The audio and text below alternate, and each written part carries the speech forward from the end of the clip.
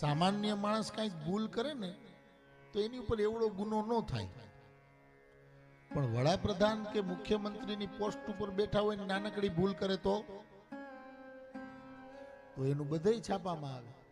જરાક ઠેસ આવી તો ક્યાં હાલવાના ઠેકાણા છે, અમથા મત લઈને ચડી ગયા. હવે એ વાત કેટલાય દરરોજ ઠેસ આવતી હોય પણ એને કોઈ નોંધમાં ન લે. તમારી કોઈ નોંધ લીએ છે એનો મતલબ ઈ તમે કંઈક સારી જગ્યાએ છો. સારી રીતે લીએ તોય ભલે, ખરાબ રીતે લીએ તોય ભલે, તમારી ગેરહાજરીમાં તમારી કોઈ વાત કરે છે ને તો સમજવું કે આપણું કંઈક સ્થાન છે, આપણું કંઈક લેવલ છે. બાકી અત્યારે કોઈને કોઈના માટે ટાઈમ નથી, આપણા માટે હું કામ બગાડે.